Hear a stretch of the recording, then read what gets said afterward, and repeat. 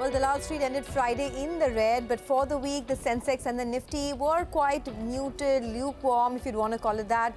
Now we've seen the broader markets underperform as well, with most sectoral indices ending in the red. On today's edition of the Editor's Roundtable, we take stock of the third quarter earnings season, the big downgrades that came in, and we put spotlight on the auto stocks. We decode the Minda Corp deal. So we're going to talk about lots. I'm Sonia Shanoy. With me, I have my editors Prashant, Nigel, Nimesh. Folks, it was an interesting week. Of course, this 18,000 level has become a bit of a pivot point, bit of a hurdle for the market, but largely so much corporate action happening this week. Oh, absolutely, and earnings are behind us now. Yeah. I think that's a good thing. That's finally a relief. He was sigh of relief, but absolutely. Earnings have not gone in the right direction, right? Yeah. I think that is a worry, really. Let's actually quickly run our viewers through, a couple of points which basically help, get us a sense of what's happening right now. The mood is actually pretty somber out there, and I think it's been that way for the last couple of weeks, since the budget actually, and no clear sense of direction, and unable to break out of the range as well. So those are the three things which kind of define the market mood. Both local and global cues are also largely unsupportive, and I'll get to both. So earnings is the number one thing. So if you take a broad basket of, say, the NSE 500 companies, X of financials, right? Companies have seen X financials, and that's the bulk of it. They've seen profits drop 12% on a year-on-year basis. This is broad-based data, and I and Nigel will put more data to this effect a little later. In terms of the global stuff, right? I mean, it's confusing. Data is all good, but is that meant to be good for markets also, or is meant to be bad for the markets also?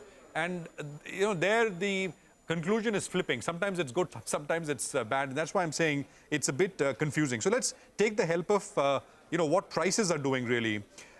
So US yields have run up quite a bit, right? I mean, about 50 basis points in the last 6 or 7 trading sessions. I'm talking about the 10-year.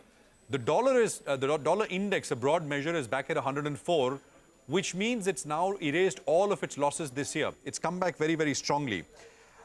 So just two things. On the S&P 500, on Thursday, we saw a close below 4,100. 4,100 is a key support level. It's a bit of a battleground area. A weekly close, which is this today, Friday's session, a weekly close under it, I think will get a lot of people to wonder whether downsides are opening up. The 10-year, as I said, has already surged quite a bit, but I think if it breaches 3.9 on the upside, it would suggest a return to the high of 4.33 from where we saw a massive fall. It's not very far, by the way. Here in India, the Nifty is basically, after Friday, fallen back in that range. The range is that budget day candle, right? I mean, the high was almost 18,000, the low was 17,350 or so, and we are back within that range once again. Bank Nifty never managed to break out of this range like the Nifty, and that remains kind of range bound. For the 12th session, the Bank Nifty is spent in that 1st of February candle that we saw. It was a very large candle, of course, very large volatile moves, but that's what we've seen both on the Nifty and the Bank Nifty. But Nimesh, you pick up a lot of stuff with your conversations. What's the latest? Actually, I'm not too disappointed with this week's market. If you look at the market, we've been consolidating with a very narrow range. But the good part is there is leadership back in the markets now. So Reliance has helped the bulls, ITC helped, and finally we saw some moves in the technology stocks as well. So there is clear leadership. That's part one. The other part is at the margin, the FIs have turned net buyers for India. Even if you exclude the large block deals, effectively they were net buyers in the cash market, and that was a positive sign according to me. The other important thing, since we had a lot of conferences this week in India, and there was a lot of chatter from the larger FIs as well, the broader context is India's premium valuation is now narrowed to China for two reasons. One, India has underperformed, and China has seen a big outperform in the last 6-8 months. So now the valuation premium is at a 10-year average, which is not bad, which means that the tactical trade of India to China is now largely over. That was a key takeaway when I spoke to some large FIs who came to India this week. So that's on the positive side. The supply overhang is going to be a key thing to watch out for. We saw this week large block deals, Coforge 10% equity changing hands, Interglobe 4% equity changing hands, and the overall feedback is that trend is likely to continue. So I'm expecting more block deals coming in next week as well. So that's something need to track on. But as I said, given the global perspective, India is relatively better this week. The other niggling factor apart from supply was the fact that the new margins which came into effect from this week, that is impacting a lot of activity from HNIs and retail investors. That's the overall feedback. I spoke to a lot of brokers as well. So that, I guess, will take some time to stabilize. So that's something to watch out for. But at the margin, the FIs have turned buyers, and the fact that India has relatively been in that range is not bad, so to speak, given the global perspective. So that way, I'm saying it's not been a bad look for India. The froth has been taken off, right? I mean, Yeah. So maybe a little bit more, but the large excesses have been taken off. Let me just, guys, run through the earnings, right? The earnings downgrades which have happened. Let me go across to the big wall as we were talking, and I think it'll help kind of set the context for this conversation. So, there have been earnings downgrades galore, as the title suggests. And just for the purpose of, to explain what we've done is we've taken what earnings expectations for FY24 were 1 month back before the earnings season started, and how they've moved as earnings have come through. So earnings 1 month back and earnings now, right? And these are estimates, because what markets focus on is earnings surprises or disappointments incrementally. I'll start with the Nifty 50. In the case of Nifty 50, 56% of the companies have seen earnings downgrades. That is 28 companies. 5 companies have seen no change. 6 companies have seen very small change, minor upgrades between 0 and 1%. And 11 companies have seen upgrades. 11 is what? 22% have seen upgrades. So 56% have seen downgrades and 22% have seen upgrades. Now let's quickly tell you where are the upgrades and downgrades falling. I'll start with upgrades, smaller list, banks and financial services, as you can see, some FMCG and auto, Bajaj Auto there. Where are the downgrades? As you can see, it's widespread actually. Divi's Laboratories, Tata Steel, Kotak Bank, Bharti and Apollo Hospitals. This is all, by the way, Bloomberg best consensus data that we are putting out. So it kind of averages out all the extremes. So these are the downgrades on the biggest downgrades on the Nifty companies. Let's now expand the horizon and basket to NSE 200, right? So you can say this will include some of the best top mid caps, etc. as well. So in the NSE 200 list, we've seen downgrades for 57% of the companies. That's 113 out of 200 companies have seen downgrades. 9 have seen no change. Under 1% upgrades are 19 companies, so as good as nothing. And upgrades from 59 companies, not from, but market has upgraded estimates for 59 companies. That is about what, 30%. So 57% have seen downgrades, 30% have seen upgrades in a wider basket. Again, let's just tell you where the biggest upgrades and downgrades are. LIC, Bank of India, PSU banks and financials is a theme that you will see quite a bit. Bank of India, Canara Bank, IDFC First and Bajaj Finserv. Actually, this is all financial services where we have seen, at least on the first plate, upgrades from. And then you also seen upgrades from Torrent Power, Tata Power, Petronet LNG and Indian Hotels, so as to speak. Now come to downgrades, where the list actually is long and it's quite interesting as well. And I've kind of tried to bucket this into themes, right? So the new age companies, Zomato, Nykaa, you can see the downgrades for FY24 estimates, 24 and 23%. Consumer durables, Crompton, Whirlpool, big downgrades. Dixon, of course, is the poster boy for PLI, manufacturing, etc. That's seen a 15% downgrade. The consumer names, right? High P consumer names. You look at this. ABFRL, Page Industries, United Breweries, Info Ed, Jubilant Foodworks, all 10% and more in terms of downgrades. And then Pharma, Divi's, Laurus, Gland Pharma, Lupin have also seen their earnings expectations move lower. Metals, so some repetition, Tata Steel I mentioned earlier, SAIL, industrial company like Linde India down 12% to FY24 earnings, and Indus Tower, Bandhan Bank and Z are some of the others which have also seen earnings getting pulled back. To put a comprehensive picture, I zoomed out more. So this is, we talked about Nifty 50, Nifty 200, top 200. This is NSE 500, right? The widest basket. And you can take a look at what's happened here. For non-BFSI companies, that is 422 out of 500 companies, profits are down about 12% on a year-on-year basis. But let's get this number for the Nifty as well. And Nigel has that data, so let me toss it across to him in terms of how expectations have moved there. Nigel, over to you. Okay, all right. Prashant, let's talk about, Motilal Oswal note. And they have termed this past earnings as a modest quarter because, autos did pretty well. the cyclicals didn't do too well. So let's give you a couple of numbers out there. Now, for the Nifty itself, well, the earnings growth for the past quarter was around 11%. Motilal is working with a growth of close to around 14%. So in that sense, it missed estimates by a little bit. But for the 9 months, well, we've had pretty strong mid-teens growth is what we've seen on a year-on-year basis. And the profitability, why did it moderate in quarter 3? Because banks, financials, they fired, autos did pretty well, and some of these metal stocks, well, they underperformed. Also, there was a broad-based slowdown that was seen in consumption. Whether it was staples, whether it was discretionary, both of them were a bit of a pain point. Now, the BFSI space, that did very, very well. And ex of BFSI, actually, there was a larger than expected decline. Because the decline ex of BFSI is to the tune of close to around 14%. They were plugging in a decline of close to around 3%. So that clearly hurt.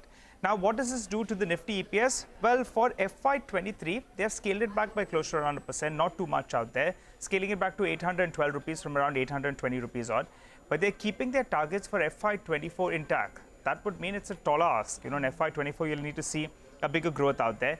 And the EPS estimates they're working for FY24 is close to around 990 rupees odd. So we've got a tall ask actually from here on because the base as well is higher. But let's see how this one goes. Okay, well, you know what? This is, of course, the big theme, right? The earnings downgrades and the bit of disappointment that we've had. Let's go across to our guest, Prashant Khemka, the founder of White Oak Capital Management, is joining in. Prashant, welcome to the show. What are your own thoughts on how earnings season has panned out? Do you see more downgrades and upgrades? And if yes, what are the kind of sectors that you continue to be bullish on post the earnings season? Hi, Sonia. Thanks for having me here on this panel. Thanks for the question. So I think as the chart or the data just showed, yes, a lot of companies outside of BFSI had very robust results, but outside of BFSI, there were, in this quarter, a couple of things going on. See, inflation in raw materials has been coming down, but a lot of the companies had higher priced inventory, raw material, which were bought in earlier quarters, which they're working through now. But in their end pricing, they have to reflect what is more in line with current raw material prices. Yeah. So the prices are lower, but RM prices that they're using from the inventory are still higher, and hence there is a margin compression, but that is a one-off margin compression. That's what the companies are saying as well, and it should normalize for most of them some point during this fourth quarter, or for some companies in the first quarter of next fiscal year. So that's been one of the key reasons for lower earnings for many of these companies. The other reason, more fundamental, yes, there has been it seems some slack in consumer demand. And that's across urban areas as well as rural areas, but maybe a little bit more at the more economy end or the value end. Because the impact of inflationary pressure is felt more at that economy or the value end of the curve. So for those two reasons, earnings have been softer for different market corporates in the market. Okay, well, stay on, Prashant. We'll come back to you. There was another big story this week, and it's a deal that we told you was in the works, and it finally happened this week. Auto component major Minda Corp acquired about 15.7% stake in its rival Pricol. Remember, CNBC-TV18 had reported earlier in the week that Minda was on the prowl for a stake in Pricol through a reverse book building exercise, and that happened. Nimesh, you were the one to tell us. But, so much to and fro. We thought it would be a takeover battle. Yeah. Finally, it's just a, financial stake. But tell us a lot more about what you found out. Well, Sona, it's too early to say it's final. This is just the first step, according to me. So in the first step, Minda has acquired 15.7% in rival Pricol. They've paid 400 crore rupees. So I guess even the Minda investors are going to ask the management on what is the rationale behind it, spending 400 crores for a minority 15% stake in a rival company. So that's something we need to see further. In fact, Minda has gone on record saying that this is just a financial investment and they should be treated as normal investors, what the other shareholders are. But I guess there is a road ahead for this deal, so to speak. And that's what we'll have to track very closely. I was looking at the shareholding pattern of both these companies, Pricol and Minda Corp. In Pricol, the promoter holding is very low at just 36%. So that's going to be a big risk for the Pricol promoters. The mutual fund holding is 4%. FI owns close to 12%, and there is a private equity investor who owns 5.7%, which is PHI Capital. And interestingly, that same fund owns 5% in Minda Corp as well. The disclosure will be important as to who are the large funds who participated in today's reverse book building and given 15% stake to Minda Corp. The next step could be whether they will go and talk to Pricol promoters and ask to buy them out, and whether there will be an open offer as well. So that's the second step to watch out for. I guess it's going to be, this is just a start, is what I understand. Need to see how things pan out. But I guess, Sonia, you've tracked the sector so well. What are the key synergies that benefits? Because I was looking at the balance sheet of Minda Corp as well. I think they've spent most of the cash that they had in today's 400 crores. Yes. But the fact is, for a 2,400 crore market cap, even if you reach to 51%, they need 1,200 crores. Do they have enough cash to fund this and take this over? In fact, on their books, Minda Corp has just a little over 300 crores, which is hard cash on their books. And as you said, that's not even enough to fund it. True. But give and take everything, I guess, from the accruals that came in Q3, etc., they would have made that amount available. But I think it's a strategic fit for them. Yeah. Eventually, whatever they plan to do with Pricol, whether it's a hostile takeover, whether a complete acquisition, Pricol is a very strong company in, these instrument clusters, which are the various displays and indicators that are used in a car. And Pricol is the second largest global player in this instrument cluster space. They also provide fuel level sensors for 2- and 3-wheelers. So it's a very strong business. In the 9 months period, the earnings have also picked up quite a bit. It's a debt-free company. Not just that, they have a 50% market share in 2-wheelers. They have a 70% market share in commercial vehicles.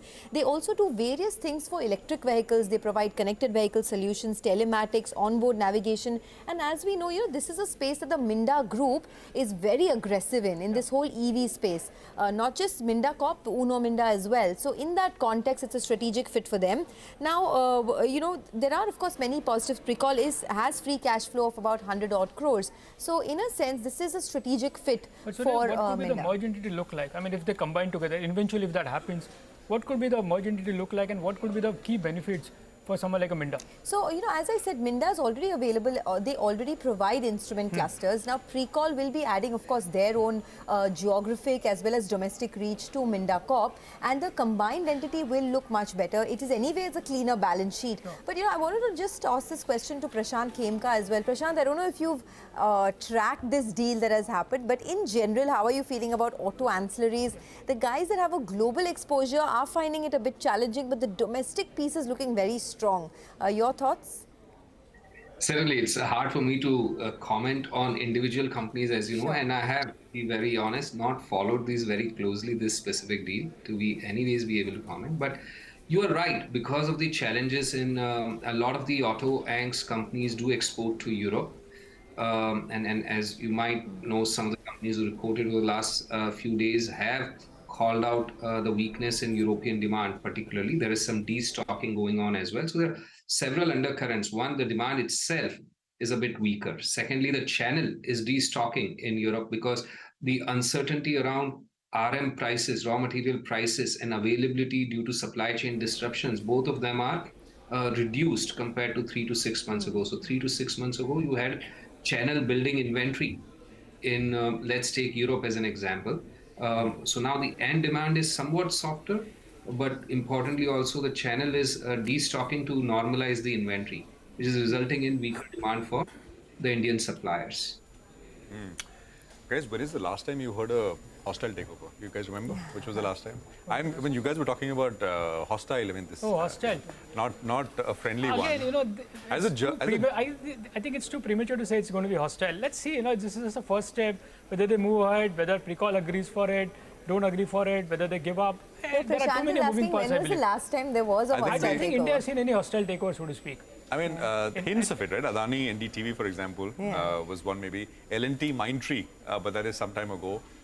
Which also had hints of it, not like the US, of course, where it is very brazen. But as a journalist, I mean, this is interesting stuff, right? Interesting, absolutely. Takeover battle, right? Okay, we'll take a quick break here, and we'll focus on the auto sector, which seems to be in top gear. The big gainers there and how they fared. Prashant Khemka is with us as well, so all of that in just a bit when we return.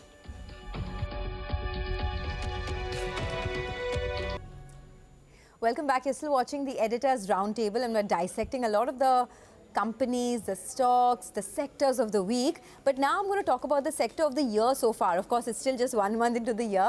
But auto stocks have been in top gear this year and have been some of the top gainers on the Nifty. So let's take a look at them and find out, what the way forward could look like.